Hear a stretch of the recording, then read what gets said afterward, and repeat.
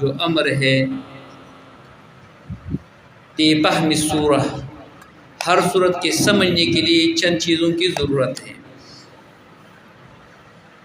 قرآن کریم کی جتنی بھی صورتیں ہیں تو ہر صورت میں ہم 4 چیزیں بیان کرتے رہیں گے۔ نمبر 1، ربط صورت، یعنی ما قبل کے ساتھ اس کا کیا ربط ہے۔ چونکہ سورہ فاتحہ سے تو پہلے کوئی صورت نہیں ہے تو اس کا ربط بیان کرنے کی بھی ضرورت نہیں، اگرچہ بعض مفسرین نے اس کی سورہ مدثر اور سورہ مزمل کے ساتھ اس کا ربط بیان کیا، لیکن اس کا کوئی فائدہ نہیں ہے۔ نمبر 2، دعوی صورت اور مقصدی صورت اور موضوعی صورت۔ اس صورت کا دعوی کیا ہے، اس صورت کا مقصد کیا ہے، اور اسی صورت کا موضوع کیا ہے۔ کیونکہ قرآن کریم کی جتنی بھی صورتیں ہیں یہ بمنظر ایک تقریر ہے، گویا کہ مقرر ایک تقریر کرتے ہیں، تو ہر مقرر کی ایک موضوع ہے، اسی موضوع کے ماتحت وہ تقریر کرتے ہیں۔ تو لہٰذا قرآن کریم کی جتنی بھی صورتیں ہیں تو ہر صورت کا ایک موضوع ہے۔ کبھی کبھار ایک صورت کا ایک ہی موضوع ہوتا ہے، اور کبھی کبھار صورت میں 2 موضوع بیان کیے جاتے ہیں، کبھی 3 کبھی 4۔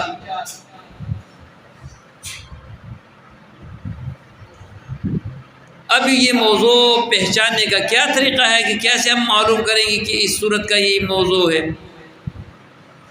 تو اس کے 2-3 طریقے ہیں پہچان کرنے کا۔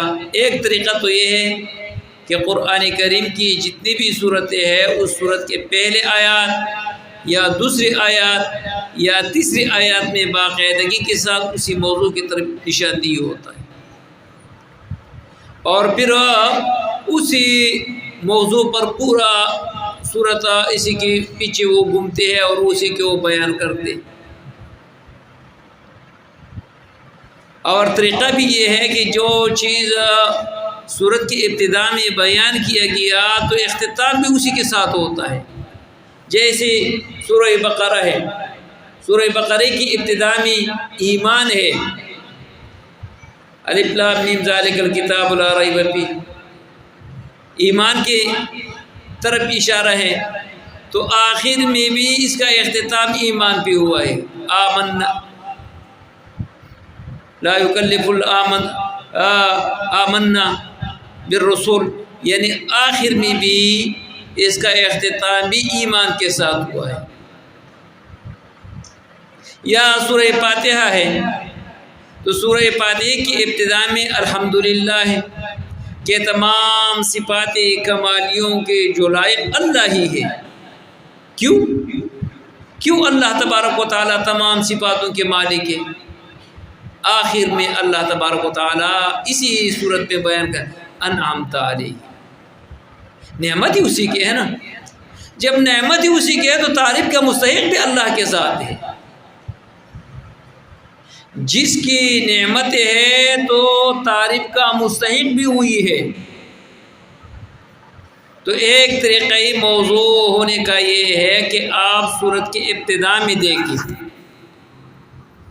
کہ اسی سورت کی ابتدا میں پہلے اور دوسری آیات کی طرف اشارہ کیا گیا، اور پھر اختتام بھی اسی سے ہوا ہے۔ دوسرا طریقہ کار سورت کی جو موضوع ہے اس کا طریقہ پہچاننے کا یہ ہے کہ ایک لفظ بار بار بیان کی جاتے ہیں۔ جیسے سورہ بقرہ کا ایک موضوع ایمان ہے تو کبھی کہ فرماتے آمنو، کبھی وہ کہتے ہیں مومنون، آمنا، آمنا، یؤمنو، ایمانا، مؤمنا، یہ الفاظ بار بار اس میں وہاں پر یہ مادہ ذکر کی جاتے ہیں سورہ بقرہ میں۔ تو یہ لفظ ایمان مختلف طرق سے وہ بیان کی جاتے ہیں۔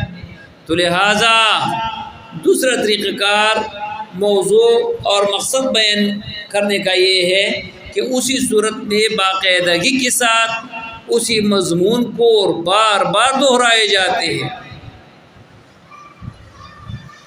خلاصہ صورت تیسرا جو صورت میں جو ہم بیان کر لیتے ہیں خلاصہ صورت، تو جماعت اشاعت توحید و سنت کے علماء کا طریقہ کار تو یہ ہے کہ وہ باقاعدگی کے ساتھ صورت ابوابوں میں تقسیم کرتے ہیں کہ یہ پہلے باب ہے، دوسرا باب ہے، تیسرے باب ہے، اور پہلے باب میں یہ باتیں ہیں۔ لیکن ہمارا طریقہ یہ نہیں ہے، ہم ایک ہی رکوع کے باقاعدگی کے ساتھ وہ وضاحت کریں گے کہ اسی رکوع سے دوسری رکوع تک اس میں یہ ابحاث ہے۔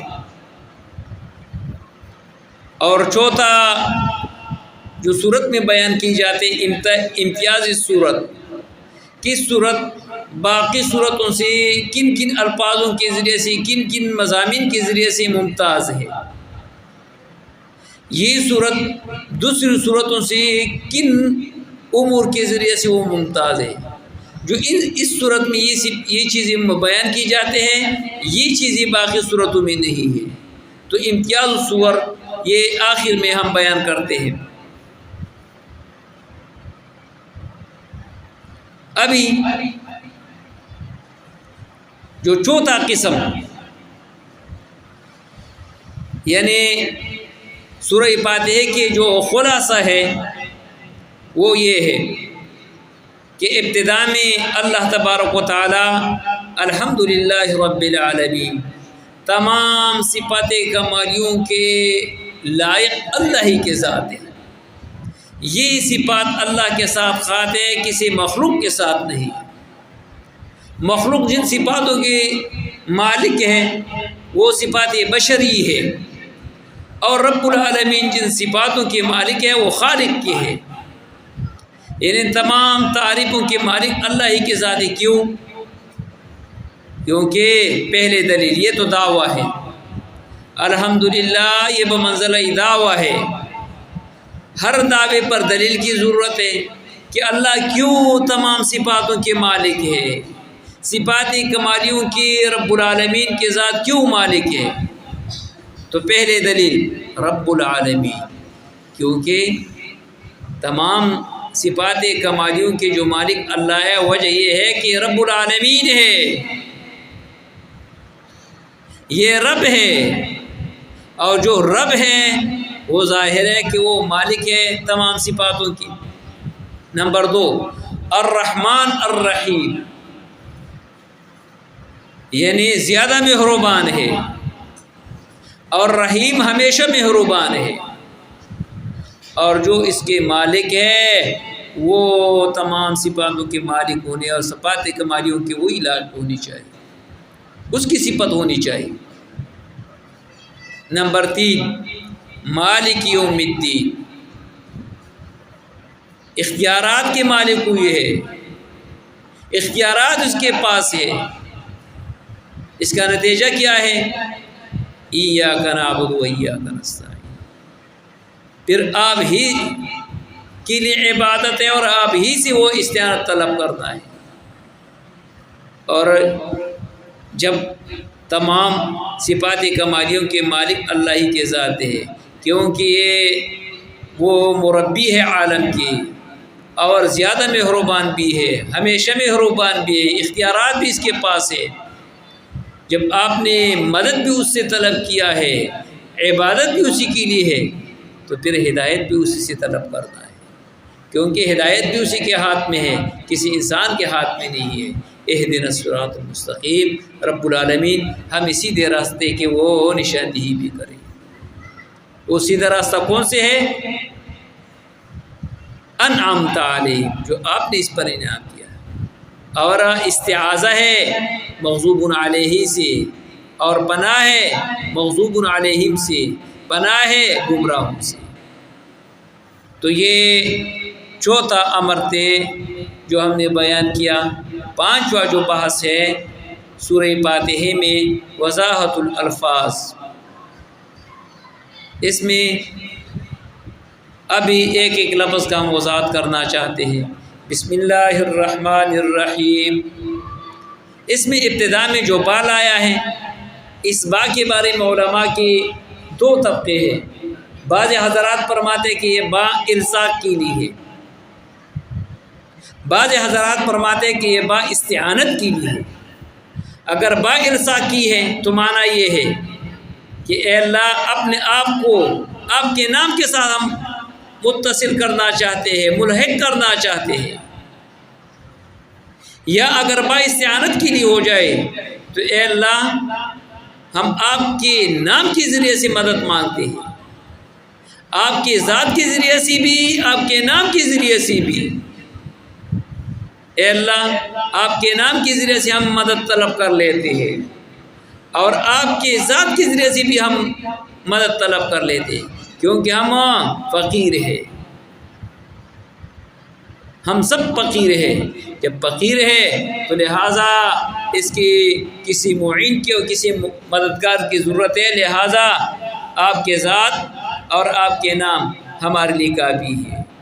لہٰذا نام کے ذریعے سے بھی آپ استعانت طلب کر سکتے ہیں، یعنی مدد طلب کر سکتے ہیں۔ فسبح باسم ربک الاعلی، آپ اللہ کے نام سے بھی اس کی بھی تسبیح بیان کر سکتے ہیں، یعنی اس کے ذریعے سے بھی آپ تسبیح بیان کر سکتے ہیں اللہ کے نام کے ذریعے سے، اور اللہ کی ذات کے ذریعے سے بھی آپ اس کی بھی تسبیح بیان کر سکتے ہیں۔ قل ادعوا اللہ، یعنی اللہ سے بھی اللہ کو بھی پکار سکتے ہیں، اور اسی طرح رحمان قل ادعوا الرحمن، رحمان کو بھی اس کے ذریعے سے بھی آپ دعا کر سکتے ہیں۔ لہٰذا اللہ کے نام کے ذریعے سے بھی استعانت طلب کر سکتے ہیں، اور اللہ کے ذات کے ذریعے سے بھی آپ استعانت اور مدد طلب کر سکتے ہیں۔ الرحمن بہت زیادہ مہربان، الرحیم ہمیشہ مہربان، یہ دونوں صیغے مبالغے کے ہیں۔ الحمدللہ رب العالمین، الحمدللہ قرآن کریم میں 43 مرتبہ ذکر ہو چکے ہیں۔ الحمدو یہ لفظ قرآن کریم میں 43 مرتبہ موجود ہے، اور حمیدہ یا حمدو فعل کے ساتھ ایک ہی مرتبہ موجود ہے، اور یہ حمد جب فاعل یا مفعول واقع ہوا ہے تو یہ ایک مرتبہ مستعمل ہے، اور حمد جو حمید کے وزن پر ہے، فاعل کے وزن پر ہے، یہ قرآن کریم میں 18 مرتبہ مذکور ہے۔ لفظ محمد قرآن کریم میں 4 مرتبہ موجود ہے۔ لفظ اللہ قرآن کریم میں 2697 مرتبہ قرآن کریم میں موجود ہے۔ حمد کس کو کہا جاتے ہیں؟ حمد اور شکر میں فرق یہ ہے کہ حمد نعمت کے مقابلے میں بھی حمد کر سکتے ہیں، یعنی تعریف بیان کر سکتے ہیں۔ کسی کی تعریف بیان کرنا چاہتے ہیں تو آپ پر وہ اس نے نعمت کیا ہے، اور کبھی کبھار بغیر نعمت سے بھی، تو اللہ نے آپ پر نعمت کیا بھی ہو یا نہ بھی کیا ہو تو وہ حمد کے لائق ہے، ثنا کے لائق ہے، اور شکر وہ بھی مقابل نعمت ہوتا ہے۔ حمد اور شکر میں فرق یہ ہے کہ حمد نعمت کے مقابلے میں بھی آ سکتے ہیں، اور بغیر نعمت کے مقابلے میں بھی آپ حمد کر سکتے ہیں۔ اللہ رب العالمین کے تعریف کی مستحق ہے، اگر آپ پر نعمت کیا ہو تو تب بھی وہ حمد کے لائق ہے، اور اگر آپ پر نعمت نہ بھی کیا ہو تب بھی اسی کی حمد اور تعریف کر سکتے ہیں۔ اور شکر بے مقابل النعمت ہوتا ہے، خالص جہاں نعمت آپ پر کیا گیا ہو تو وہاں پر شکر کر سکتے ہو، وہاں پر شکر لک۔ حمد کا جو استعمال کا جو جگہ ہے وہ زبان ہے، کہ زبان کے ذریعے سے کسی کی آپ تعریف کر سکتے ہیں۔ شکر زبان کے ذریعے سے بھی، بدن کے ذریعے سے بھی، دل کے ذریعے سے بھی۔ شکر زبان کے ذریعے سے بھی آپ ادا کر سکتے ہیں، بدن کے ذریعے سے اسی بندے کی آپ خدمت بھی کر سکتے ہیں، اور دل سے اس سے محبت بھی کرنا ہے۔ حمد اللہ کے ساتھ خاص ہے، اللہ کے ذات اور اس کی صفات کے ساتھ خاص ہے۔ حمد کسی اور کے لیے اجازت نہیں کہ آپ کسی اور کا حمد بیان کریں۔ حمد یہ خاصہ ہے اللہ کے لیے، اللہ کے نام اور اس کی صفاتوں کے لیے آپ وہ حمد کر سکتے ہیں، شکر انسان کے لیے بھی، یعنی شکر نعمت کے مقابلے میں ہے، اعلیٰ ایادی والنعمت، یعنی الحمدللہ تمام جو تعریفیں ہے الوہیت کی، وحدانیت کی، اللہ ہی کے لیے ہے۔ لہٰذا آج